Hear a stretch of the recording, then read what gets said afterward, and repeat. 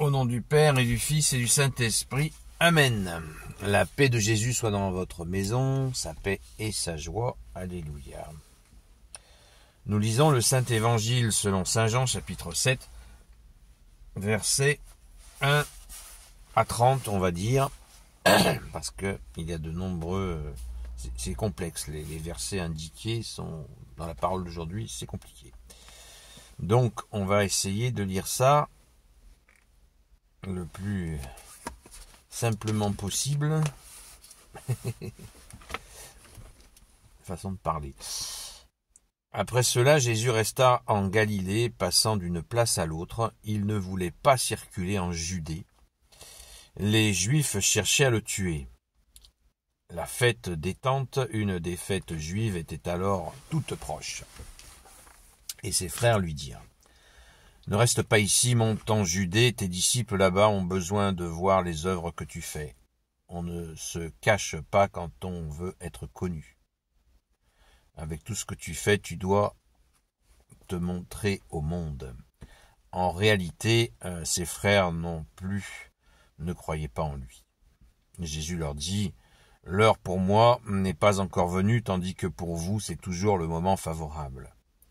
Le monde ne peut pas vous détester alors que moi, il me déteste parce que je montre que ses œuvres sont mauvaises.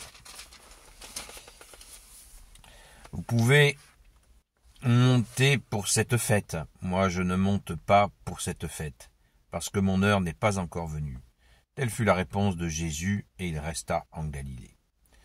Mais quand ses frères étaient déjà montés pour la fête, Jésus aussi monta sans le dire, et comme en secret, les Juifs le cherchaient donc au milieu de la fête, et ils demandaient: où est cet homme? Dans le peuple, on parlait de lui à voix basse. Les uns disaient: c'est un homme bien, d'autres répondaient: pas du tout, il trompe le peuple. Mais personne ne parlait de lui ouvertement par peur des Juifs. La fête était déjà à moitié passée quand Jésus monta au temple et commença à enseigner. Les Juifs en étaient tout étonnés, ils disaient: cet homme connaît donc les Écritures sans avoir eu de maître. Alors vint la réponse de Jésus: ma doctrine ne vient pas de moi, mais de celui qui m'a envoyé. Si quelqu'un veut faire ce que lui il veut, il saura bien si ma doctrine vient de Dieu ou si je parle pour mon compte. Celui qui parle pour son propre compte cherche sa propre gloire. Mais si quelqu'un cherche la gloire de celui qui l'a envoyé, c'est un homme sans malice et qui dit la vérité. C'est bien Moïse qui vous a donné la loi. Pourtant, chacun de vous n'observe la loi. Alors pourquoi voulez-vous me tuer? Les Juifs lui répondirent: tu as un démon. Qui est-ce qui cherche à te tuer? Jésus leur dit: j'en suis à ma première intervention et déjà vous êtes scandalisés. Voyez comment Moïse vous a ordonné la circoncision. En réalité, elle ne vient pas de Moïse, mais des ancêtres. Et vous faites la circoncision même le jour du sabbat. Pour ne pas désobéir à la loi de Moïse, on donne à quelqu'un la circoncision le jour du sabbat. Alors pourquoi me faites-vous des reproches quand je donne à quelqu'un la pleine santé le jour du sabbat? Ne jugez pas selon les apparences, jugez selon la justice. Des gens de Jérusalem disaient: c'est donc lui, l'homme qu'on voudrait tuer.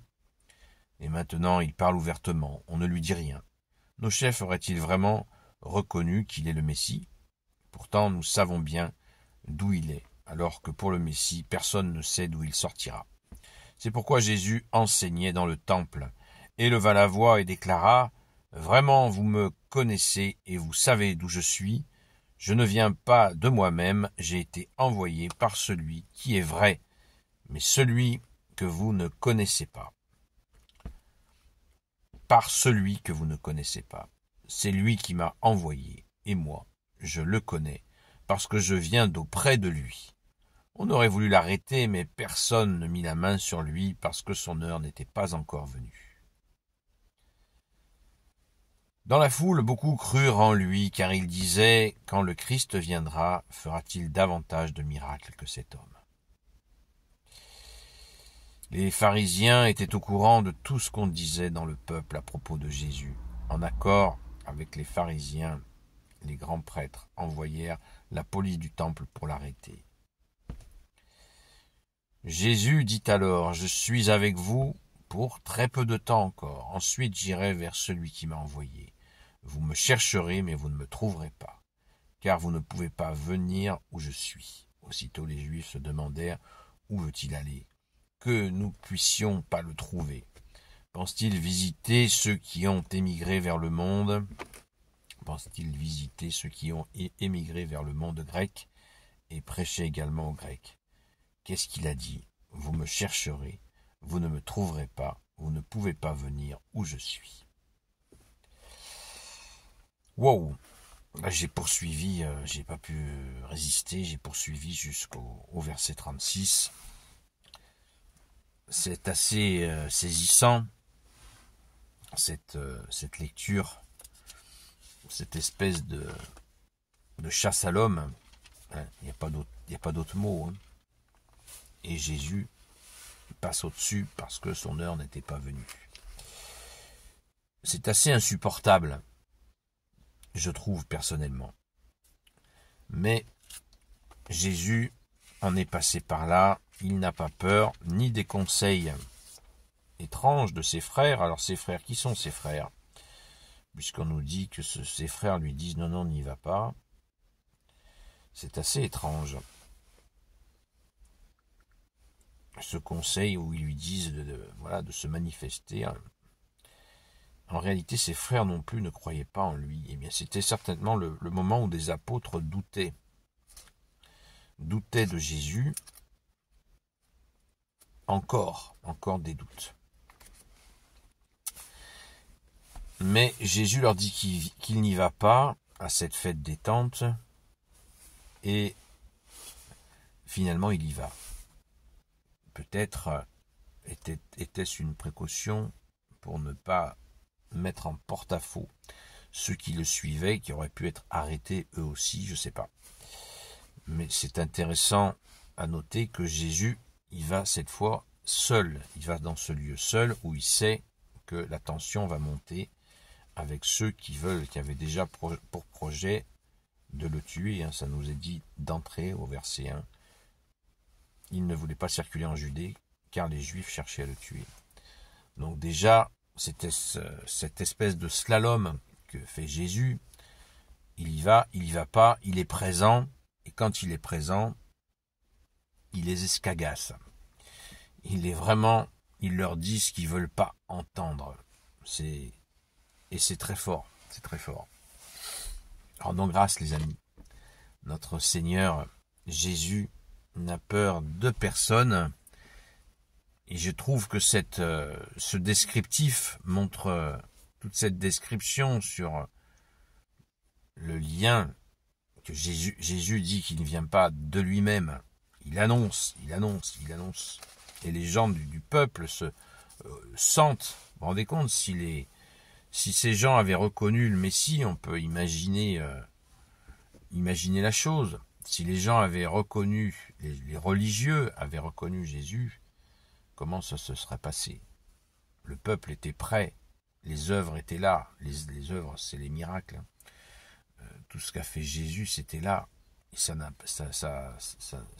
a dévissé, ça n'a pas fonctionné, parce que les tenants de la religion ont fait ce blocage. Il y a quelque chose là qui est très mystérieux, mais qui nous renseigne sur la blessure que les humains portent à ne pas saisir le bien quand il est là, quoi. On en est capable, nous tous, hein. Et oui. Mais cela était particulièrement gratiné, puisqu'ils avaient des miracles, y compris sous leur nez, en pleine synagogue. On se le rappelle aussi. Alors, ce texte, je pense qu'il va être l'occasion pour nous de continuer à approfondir notre carême, pas au sens du jeûne, hein.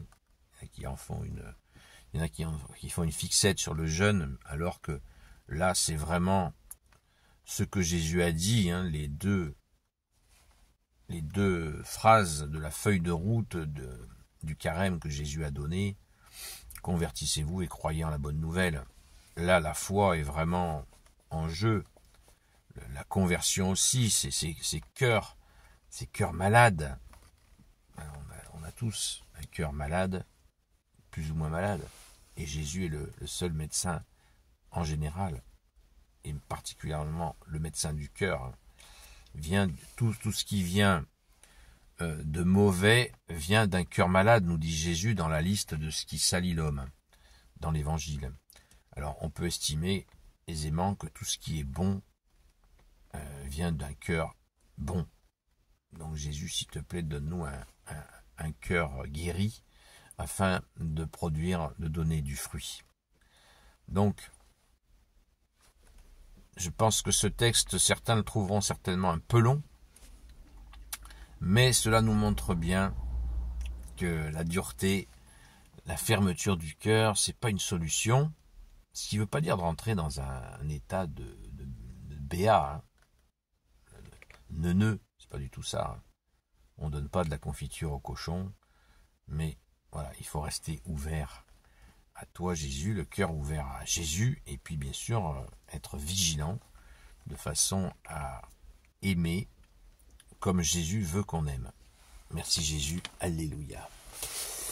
Gloire soit au Père et au Fils et au Saint-Esprit, maintenant et toujours et pour l'éternité. Amen. Ô Jésus, toi qui peux tout et qui porte tout, toi le Sauveur, toi l'Emmanuel, je te confie toutes celles et ceux qui regarderont cette vidéo, ainsi que leurs proches, selon ta seule volonté, ô Jésus. Sainte Marie, Reine des cieux, toi l'Immaculée Conception, toi qui écrases le serpent, toi qui es la lune sous tes pas, toi notre Mère, Notre-Dame. Saint Joseph, toi le juste et le saint, toi le sage, toi la terreur des démons, toi le saint gardien de la Sainte Église catholique apostolique. Sainte Marie-Madeleine, notre chère sainte patronne. Et vous tous les saints et saintes, amis de Jésus, Saint Michel Archange, Saint Gabriel Archange, Saint Raphaël Archange, et vous tous les anges qui servaient Jésus, je vous confie toutes celles et ceux qui regarderont cette vidéo, ainsi que leurs proches, selon ta seule volonté, ô Jésus. Eh bien, je vous donne rendez-vous ce soir à 20h sur la chaîne Seul Jésus Sauve sur TikTok. La prière pour la France et pour toutes celles et ceux qui peinent sera à 21h45 comme tous les jours. Donc, je vous dis à tout à l'heure, à la grâce de Jésus. À très vite.